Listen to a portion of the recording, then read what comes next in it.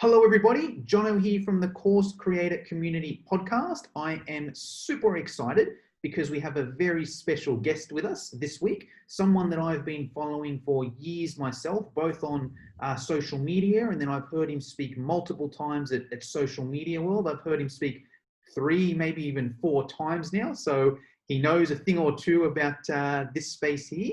Let me tell you a little bit about this person. He's an absolute expert when it comes to helping people start, grow, and scale their online business. If he's not doing a Target run or watching The Real Housewives, you can find him teaching entrepreneurs how to grow their business by turning their Instagram followers into raving fans. He's the host of the Online Business Show. He's the head of the Online Business Association. So without further ado, let me introduce, all the way from North Carolina, the one and only Mr. Tyler McCall. Tyler, how are you? I'm good, thanks. Thanks so much for having me. I'm so glad we get to do this. No, I'm super excited. I've been wanting to do this for about 3-4 years now, so thank you. Of course. Tyler, I like to start all my podcasts off with a quote or mantra that inspires you or fires you up. Have you got one for us? I do. And I actually have the mantra of all mantras. It's actually one of the foundational mantras for how affirmations came to be. It's this French method. I can't say it in French. I grew up in the South in the US. So if you can't, my accent will come out from time to time.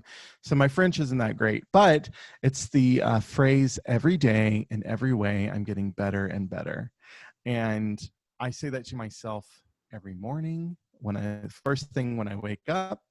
I say that to myself when I'm laying in bed at night before my eyes close to go to sleep, when I finally pry the phone out of my hands and stop watching TikToks.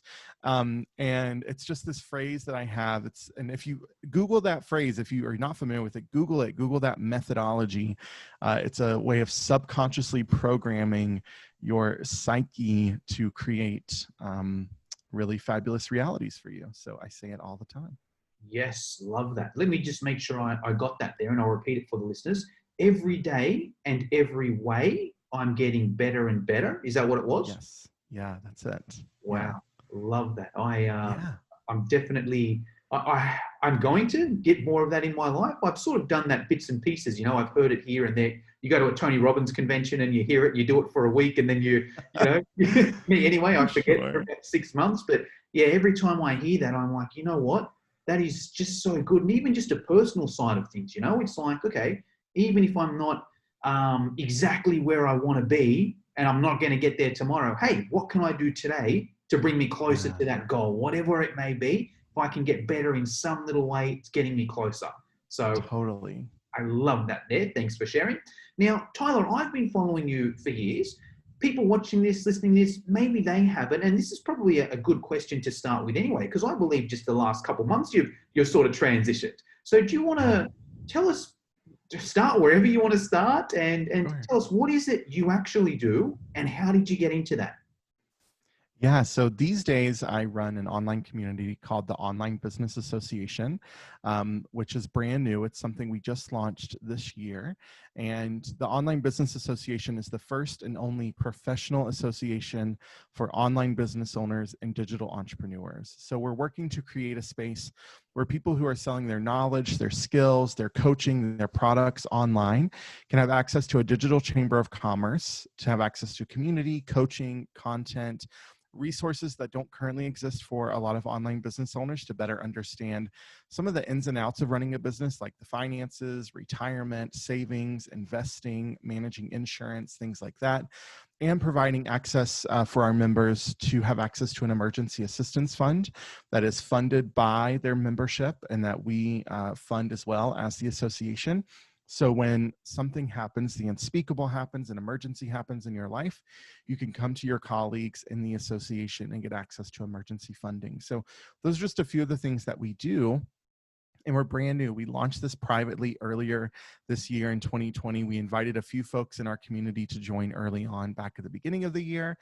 And then we were working all year to kick it off with our first online business summit, which we just wrapped up a few weeks ago, welcomed nearly 400 founding members into the Online Business Association. So we're really excited about this new community, and our goal is to grow this to thousands of members over the next few years and create this place where online business owners can go, where you can belong, you can get access to everything you need to start, grow, and scale your business. And you can do so affordably without always having to piece every strategy together through coaching and groups and courses and masterminds and things like that. But OBA is brand new. It's not been the thing I've done all this time. I actually got started in online business back in 2015 when I started a side hustle while working my full-time nonprofit job. Before that, I was in the nonprofit world for about 6 years and also did a stint in political and community organizing, advocating for LGBTQ people here in the rural South in the US. So that was my career for nearly a decade. That's what I did. And I was feeling pretty burnt out in the nonprofit world and started managing social media accounts for businesses on the side. I just used all my experience and knowledge. I'd always kind of been the young social media person in the room and just used all of that experience to start managing accounts for other people. And I left my full-time nonprofit job at the beginning of 2016 to start an agency with a business partner. And over the next couple of years, I grew that agency and then started growing a coaching business and consulting business on the side as well. And then in 2017, everything for me totally changed in my life and business. My business was growing more quickly than ever before. I had a booming agency.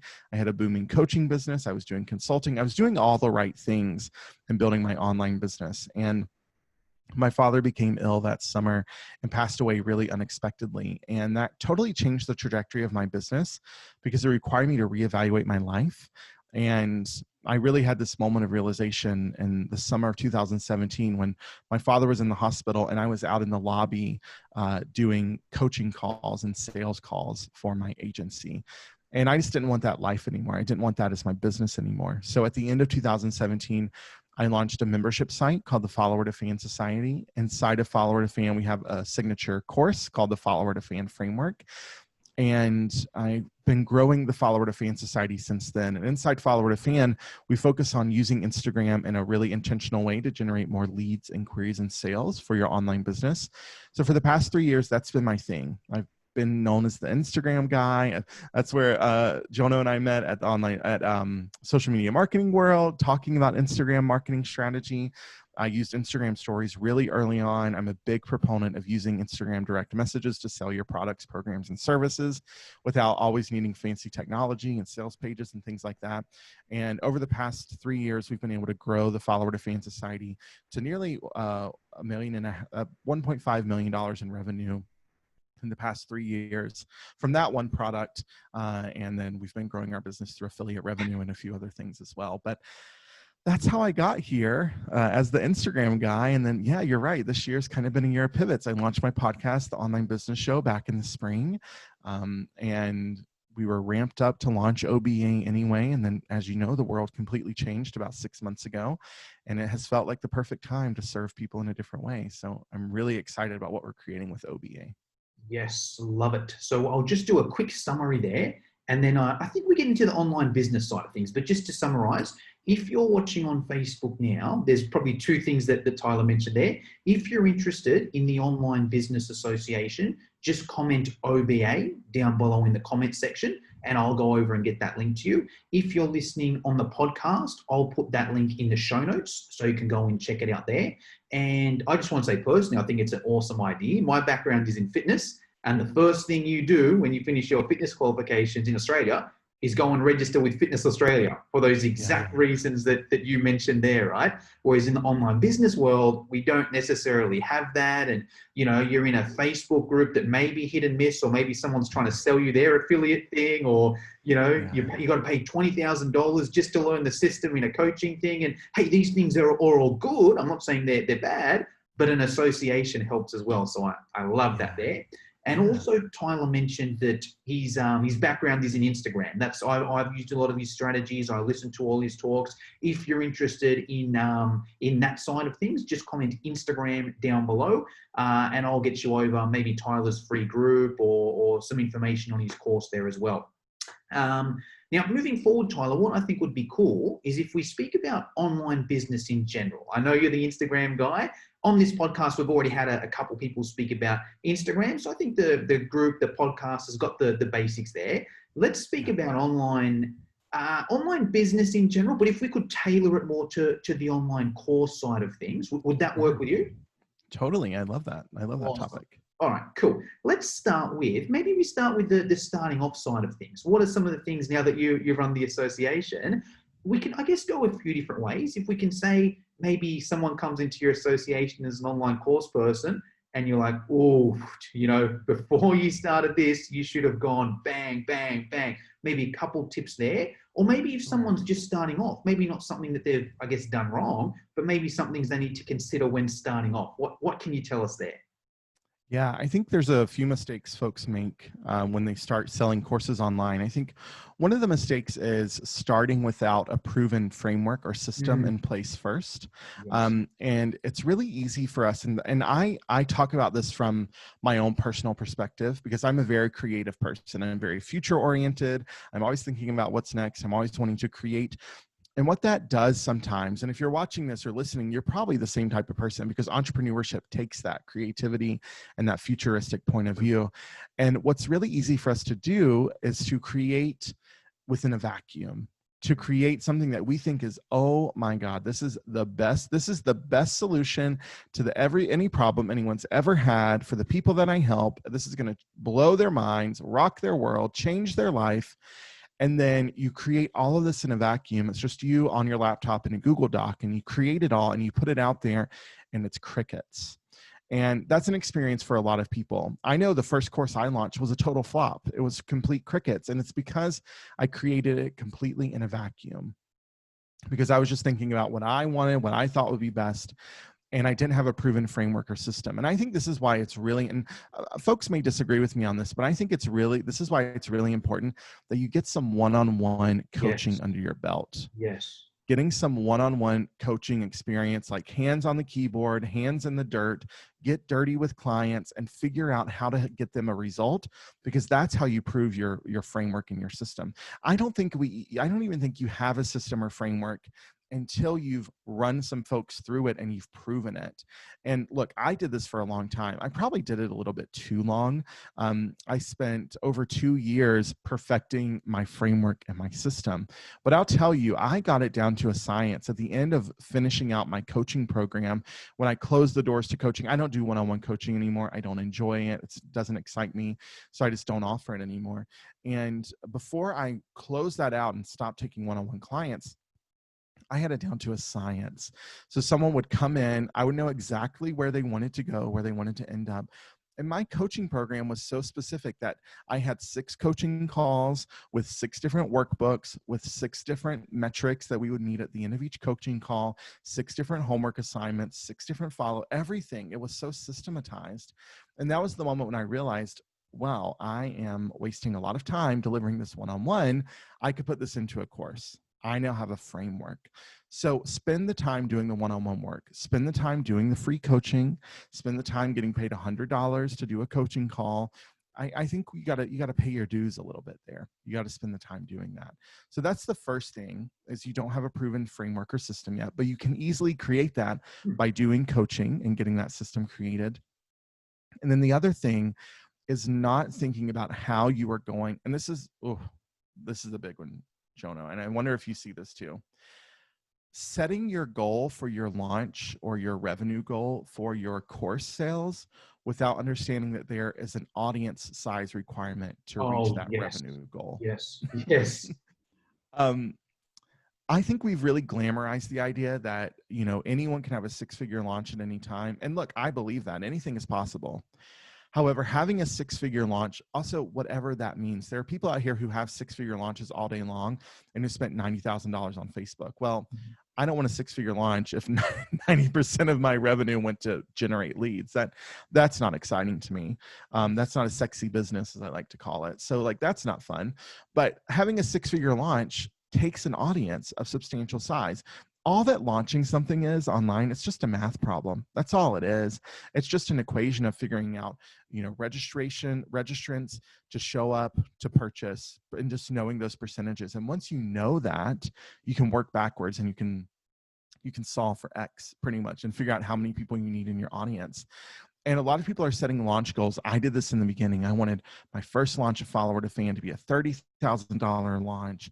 and I didn't understand the audience size I would need to generate that revenue.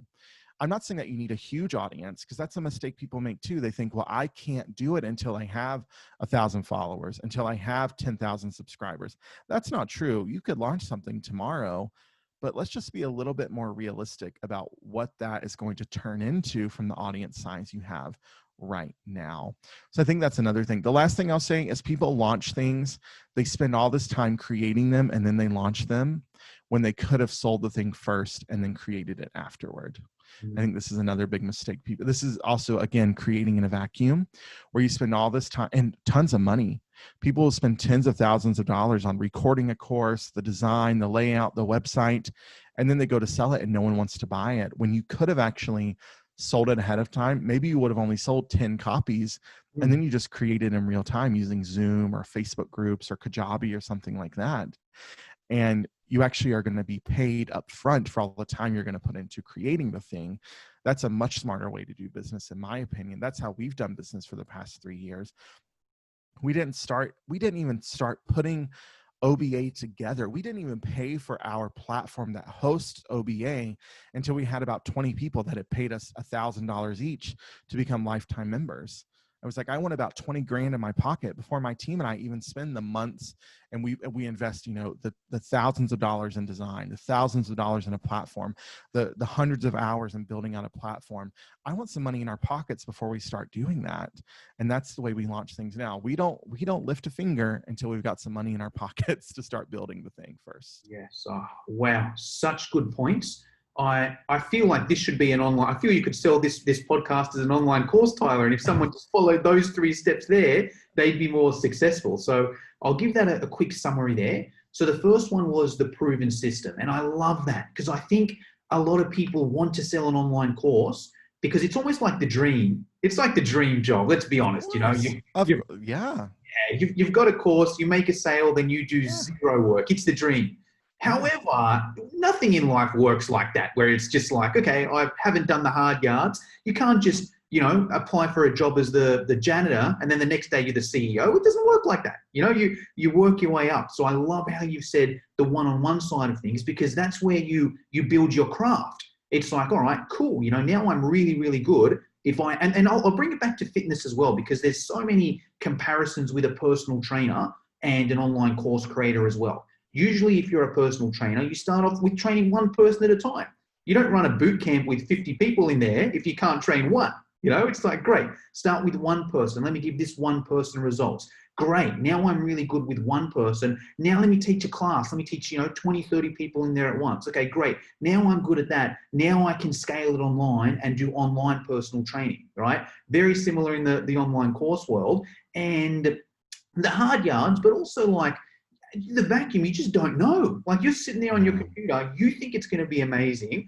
And, and even if you sell that course, even if you put it together and you sell it, and then someone comes back and they're like, hey, Jono, I don't quite fit into the course because this isn't mentioned, or I didn't learn this. Then you got to go and create the whole freaking course again, but if you at least did it one-on-one and you're like, hey, I've helped 10, 20, 30, 40, 100 people with this same problem. I know your problem better than what you do. And I think that's a good indication where, you're speaking to someone on a phone or a Zoom or whatever, and they're telling you their problem, and in your head what they're going to say before they say it. That's when hey, I know what you're going to say. This course is perfect for you. And so I love how you've mentioned that there. The second part is the audience. Now, I hear this a lot because, every second Facebook ad on my feed is, hey, get a 6-figure launch, get whatever it is, get to $10,000 a month. And I use a rough equation. I know it's not perfect, but there's an old equation out there where each email subscriber should generate, you give or take, about $1 a month, give or take. It's not perfect. Obviously, you can make more. Obviously, you can make less. But even if we use that as an indication, and an online course creator might be like, all right, I want to make $5,000 on my first launch. Right, how big is your email list? 50 people. Bit of a disparity, not saying you can't, of course you can, there's ways, but just from a mathematical side of things, it's like, okay, hey, if you only got 50 people, but you want to make 5,000, huge disparity. Let's do something with those numbers. Let's either go and build our list a little bit, or let's be a bit more realistic down there. And even if it's, I like the webinar system as well. So I use a lot of Mhm. webinars, right? And that's Yeah. almost a site for me anyway. It's like, all right, if I get 100 people register, 35% of people are going to come, pretty much bang on, right? Mhm. And then of that 35% of people that come, only about 10% of those people are going to purchase, right? So I can reverse engineer from that because I know Exactly. those numbers. But if we go to that list size again, okay, hold on. If you get 10 people register for your webinar, okay, 3 people are going to come and probably none are going to buy. So, okay, let's reverse engineer it and do that math there. So I love how you've brought that up there. And then the last one was the pre-sale. Yes. And it's like, it's an interesting one because in some ways it's common sense, but in some ways it's the complete opposite to common sense as well. You know, it's just for some reason we're just sort of a lot of course creators think, okay, if I'm going to be an online course creator, the first thing I need to do is create a course. It sounds like common sense when you put it like that, but it's actually not. It's the complete opposite thing to do for many different reasons, and we've touched on those, and a few other podcast episodes have as well. But even if we just simplify it, like I'm going to bring it back to the fitness side of things as well. If you're going to sign up for a 12-week boot camp, you don't get the boot camp straight away there and whatever. You pay every week for 12 weeks and you go and you do your Yeah. session, yada, yada, yada.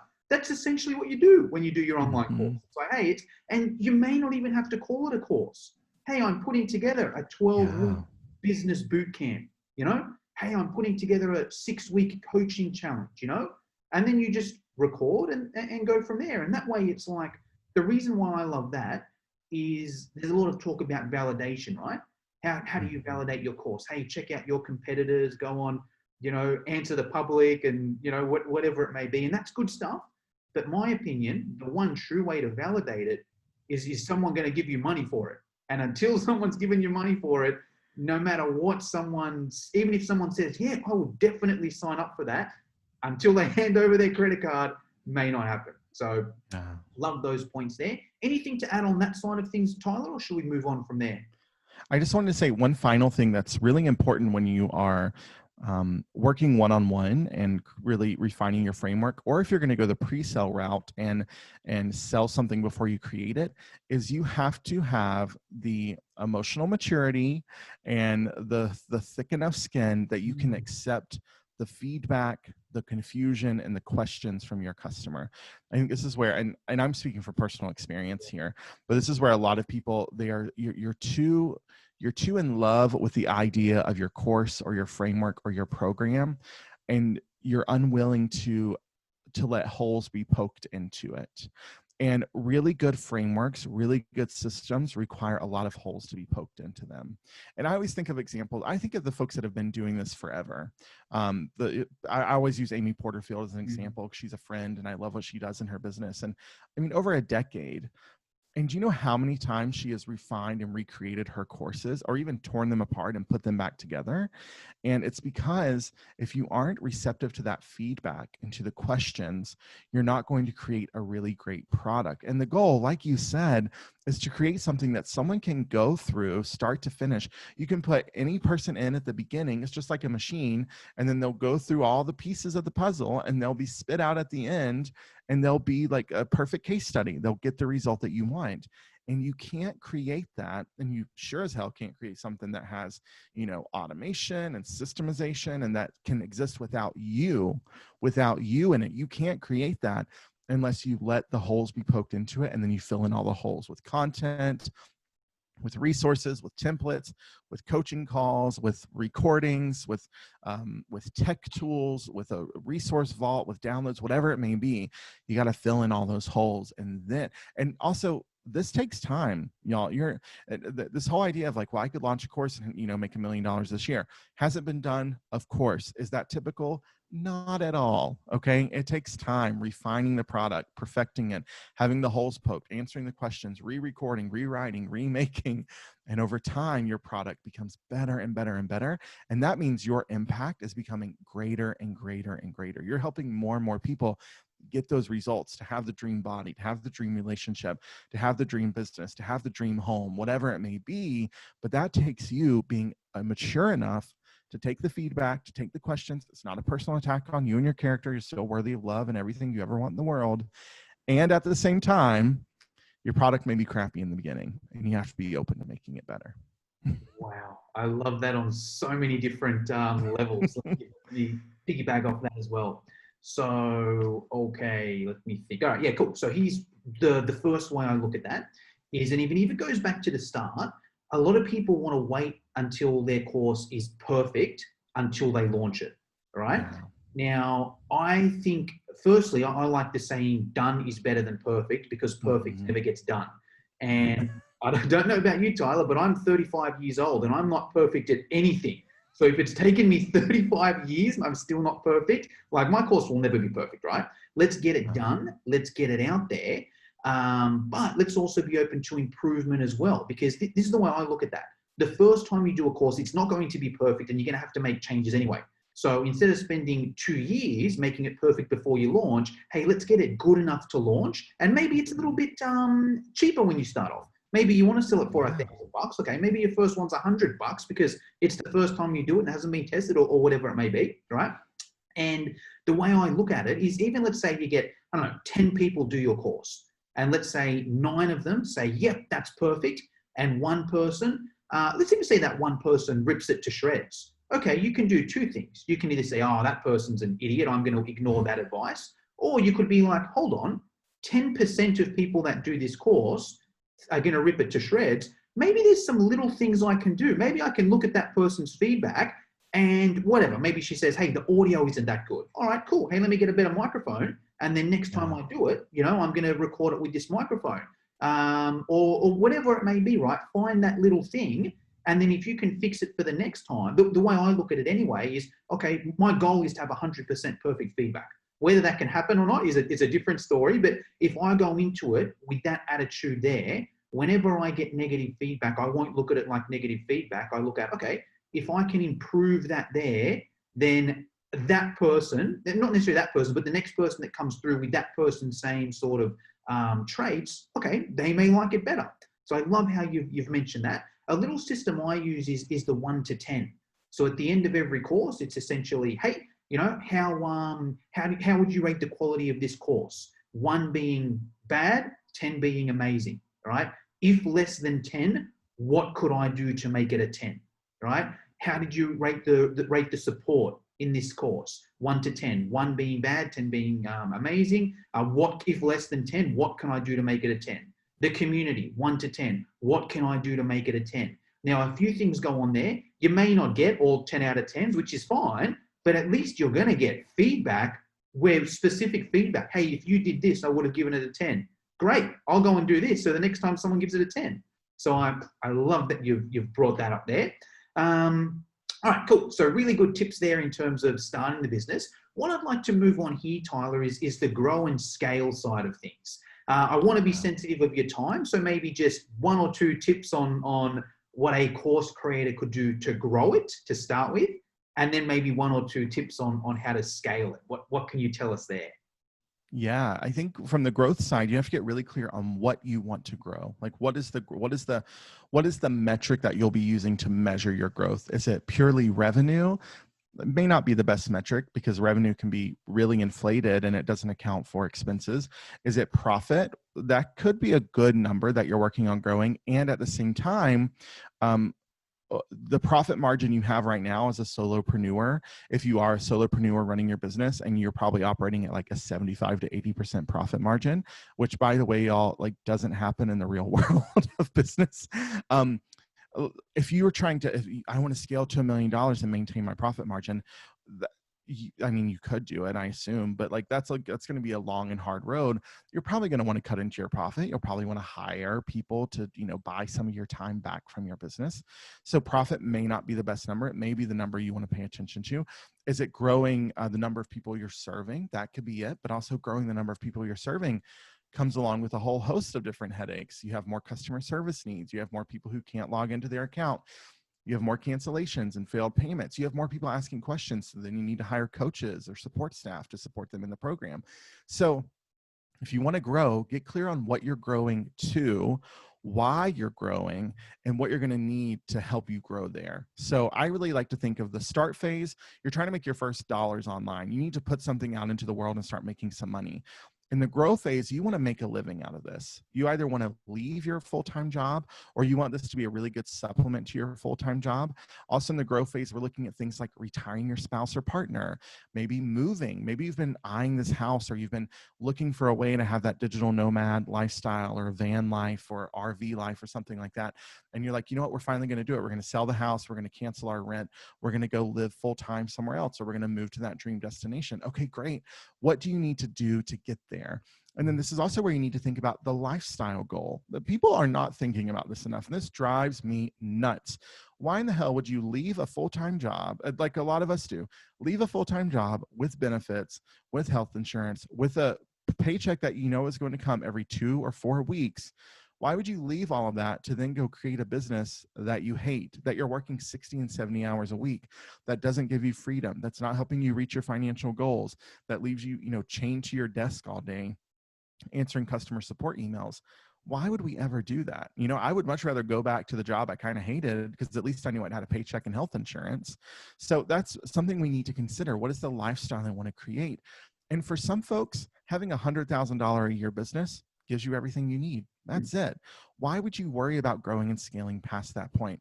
For other folks, you want to have $1 million business. I know I want to have a multi-million-dollar business because I know I can impact so many more people that way. I can have a bigger team. I can have more employees that are creating more content, that are providing more support. I want to do that. And at the same time, I know the lifestyle I want to have.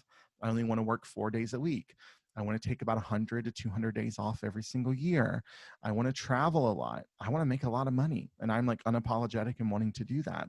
But you have to get clear on those things in the grow phase. This is where you get to really start asking yourself those questions. In the grow phase, we're looking at things like probably hiring some help for the first time. It could be an online business manager. It could be a virtual assistant. It could be an in-person personal assistant. So you start thinking about those questions. It's also in the grow phase that we need to come up with a plan for you to grow your audience, because we can't grow our revenue. We can't increase our sales if we're not growing our audience. And one of the slowest ways to grow your audience is doing it by yourself on your own platforms. One of the fastest ways to grow your audience is by leveraging other people's platforms and working with them to amplify your message and your vision to their communities. So that's why in the grow phase, you're saying yes to everything. I did an entire year. 2018 was my year of yes. I said yes to every single podcast invitation I got. I didn't care how many followers you had, how many downloads you had. If your podcast started yesterday or started 10 years ago, yes, I would be honored to be on. When can we record? Can we do it tomorrow? Let's do it. I cannot wait. I said yes to everything. I taught in every program when someone offered. I wrote a guest blog for every person that offered. I spoke at every summit or virtual event that someone offered. You know what happened in 2018? My revenue went from $70,000 the year before to over $750,000 that year. I grew my audience dramatically. I went from about 4,000 subscribers to over 15,000 subscribers on my mailing list. I had a massive impact in my community, made a lot of money, and was able to really catapult my success. And that's because I prioritized audience growth at the same time. I was always thinking of who can I say yes to? Who can I pitch myself to? Whose platform can I get on? Where can I provide more value? Where can I share tips or ideas? And where can I do that outside of my own platforms to attract attention from someone else's audience? So those are a few tips I would consider in the grow stage right there. Is that helpful? Does that make sense? That's amazing. Let me piggyback off that a little bit there. So yeah, the first thing is pick why, because, first thing is pick what, because I think revenue is always the common one most people pick. All right, I want to make $100,000. Great, but okay, you're paying Kajabi $200 a month, and you're paying, a virtual assistant $300 a month, and then all of a sudden all this adds up, and it's it's maybe revenue is not the best way to look at it there. And I love how you mentioned before. I saw this quote the other day where entrepreneurs are the only people that will leave a decent paying 8-hour job to a lower paying 16-hour job, And look, maybe there's elements where you might need to do that to starting off, but it's not going to work. It's not going to work long term. That's your long term strategy. You're going to burn out, or you're not going to have a life, and it's not going to work there. So I love how you've said, okay, what is it? Maybe it's profit. Okay, but even there's some limitations there. Is it the amount of people we're serving? Is it the audience size? There's different things that we want to have there. So I think that's important. And then also the why. It's like, all right, my goal is to make, just as an example, you might say, all right, my goal is to make $200,000 a year in revenue. Okay, great. But you're going to have to work 16-hour days to get there. Maybe it's better to settle for 100,000 and work 3 days, 8 hours a day. Sort of think of, okay, is it just the money, or what do I want to do? And let's get smart about there. I love the way you've mentioned the help. So I'm a huge fan of virtual assistants. I think that is potentially the best investment an online course creator can make.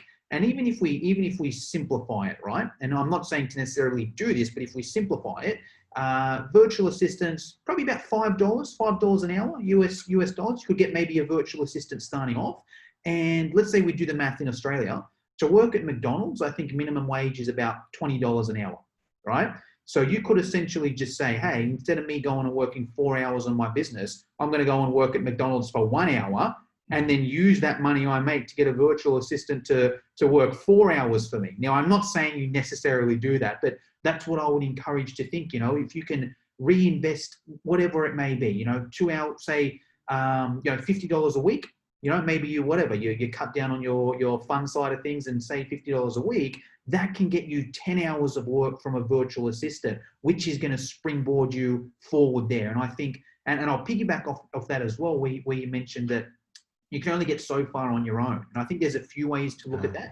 You mentioned it on the audience side of things, but even there from the virtual assistant side of things, if you're trying to do everything on your own and you're working the 16-hour day, okay, hey, work 12 hours and hire a VA to do 4 hours, and you're still getting 16 hours of work done without you having to do every hour there. That could be a mentor as well. That can shorten the curve too. If you're trying to learn all these things yourselves and the strategies, maybe it's worth investing in a mentor who can say, hey, here's a way to do it. It's easier. You're going to save time, save money, yada, yada, yada. But bang on with the audience as well. Like, I think, man, to build it on your own, you either have to be like ridiculously good looking or, ridiculously amazing with social media. Like, it can be done. Of course it can. Sure. Let's even think of it. And I'll use myself as an example here, actually. So I've got my main business, Fitness Education Online. And then this is like a side sort of business for me, the course creator community. The next 3 weeks, I'm just promoting other people on my email list. I'm simply saying, hey, Anita's running an Instagram story program. Go and check out her webinar here. The next week, hey, Brittany's launching this new, she's running a webinar helping course creators with their mindset when they're launching. Go and attend this webinar here. Hey, Noah's a video expert. He's running a free workshop on, how to make your videos look better. That's all I'm focusing on here because I know that's going to come back. It's like, and I'm not affiliating for that. It's not like, hey, if you make any money, give it to me. It's more like, hey, I'm going to help you out of the goodness of my heart. If you want to do the same, great, do the same, because that's more valuable for me. Building this list, an audience, is way more valuable than a few dollars I would make on the commission. So I love that you've mentioned it there. Scale, Tyler, what can you tell us about scale? Maybe one tip there. Yeah. Oh my, well, it feels really real for me, right? A little bit raw right now, because that's the stage that we are in. The scale phase, what I'm learning, we've been in this phase for, I would say, about 18 months now. This is the phase where you have to get out of the way. You as the founder, as the creator of your company, and this is also where you have to shift the mindset. You're no longer a course creator, you're a CEO. You no longer just run an online course, you're running a digital company. In the scale stage, we're talking about having employees, having team, having savings, looking at where we're putting our money, managing operating expenses, probably reducing your profit to a certain extent so you can scale even more quickly, spending thousands, if not tens of thousands of dollars on paid traffic on a monthly basis. That's what we're talking about in the scale stage. And you will be the biggest bottleneck in this stage of your business. Everything that you do right now to run your business probably needs to become someone else's responsibility. And you have to understand that your ideas aren't, this is where that emotional maturity comes into play again. Your ideas aren't nearly as good as you think they are. Your solutions to every problem aren't the best solution to every problem. And you can pay people that are a heck of a lot more smarter than you to figure things out and to run things on your behalf. Your job is to simply be the source of information, inspiration, and innovation for the company. You need space to do that. You need to be creative. You need time to think. You need time to create and to breathe life into the vision of what you're creating. You need to spend your time living in the fully realized vision of the thing you're working to create, and then work from that fully realized vision backwards to figure out, okay, what do we need to do next to get to the vision that I'm living in on a daily basis? When you're answering customer support emails, responding to DMs, scheduling podcast interviews, any of those things, you're not going to have the time or space to do that. Even answering questions in your course community, probably not the best use of your time either. So there's a lot of things, a lot of areas where you have to get out of the way. You have to set your ego aside. You have to allow other people to serve, to really shine at what they are best at. And you got to sit in that CEO chair and stay there most of the time. And it's freaking hard. Y'all, it's hard. I'm not going to sugarcoat it. It is hard, but oh my God, is it worth it? It's so incredibly worth it. I promise you. Yes, agree there. And so that's the stage Yeah. I'm at as well on the fitness education online side of things. So I love that you've brought that up. Most people watching this probably aren't at that level yet, which is cool. So I think that if I was to give an overview of that, it's like, right, maybe just have a piece, what I use anyway is just a piece of paper on my wall, which is like, all right, here's the dream, he's the CEO, he's the manager, he's the marketing stuff, the sales stuff, the delivery stuff, the admin stuff, and okay, cool. What's the first hire? Maybe once I get to X amount of dollars, what's the first hire I'm going to make? Bang, let me bring him in there. That frees up my time, right? When's the next one? Bang, there, yada, yada, yada. So, hey, Tyler, I want to be sensitive of your time. There's a few questions I like to always finish up with. So I'll ask those questions and I'll let you get to your night over there in North Carolina.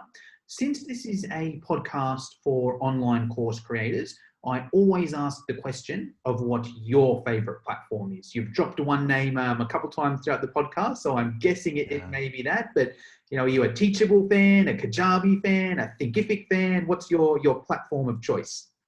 Yeah, it's interesting because we use two platforms in our business.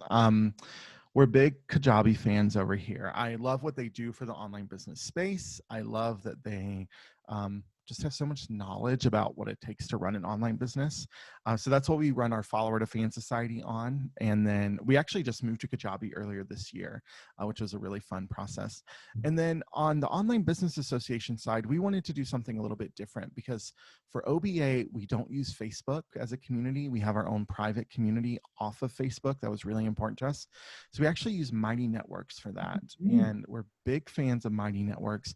If you want to create a fully immersive private community social media site feel, Mighty Networks is a great platform. So we really love both. Yes, I'm here. I haven't used Mighty Networks, but I'm hearing it a lot with a lot of the guests, hearing some murmurs, so I might have to check that out. Next question, Tyler, is around mentors. So you're obviously a mentor to so many people out there.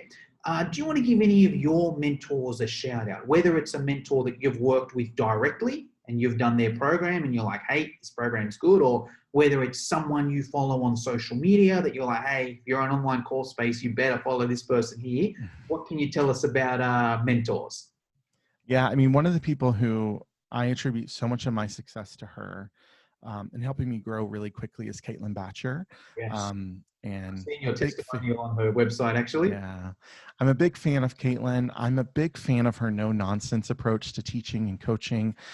I'm also a big fan of the fact that anytime she posts something on Instagram or someone from her team posts content, I feel personally attacked by it and I get mad at her. And she knows that. I'm like, I'm always mad at you because I feel like you're calling me on it every single post because it's so perfect. It's perfectly timed. So I love Caitlin Batcher. Someone else I love to follow, and I've met her and I would consider her a friend, but I just love everything she creates, is Brittany Berger. She has a company online called Work Brighter. So I encourage you to check out the Work Brighter Instagram account.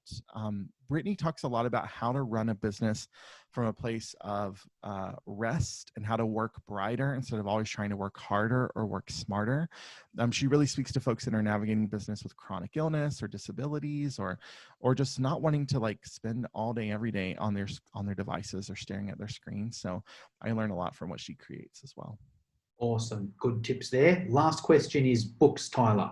Is there a book or a couple of books that you've read that has changed your perspective in the online course or marketing or business space, or any books that you recommend any course creators are like must reads for them? For sure. Essentialism is my number one by J McCall. Love that book. Changed my life, honestly. And it's so important for business owners because one thing we didn't get to talk about is the importance of focusing and honing in on one thing. I sold the same thing for nearly 3 years before I took one thing to $1 million and beyond before I ever created anything else. And I think that's one of the secrets to success for online businesses. So Essentialism is a good one. You Are a Badass at Making Money by Jen Sincero, another really good one, and a really great way to approach all the mindset drama you have about money in a really fun way. So I love that. And then if you're feeling frisky and you want to read something that's a little bit heavier, that's more of a technical kind of book, but you want to learn how to structure your business, you got to read Traction. And it's like a textbook. It's going to take you a while to get through it.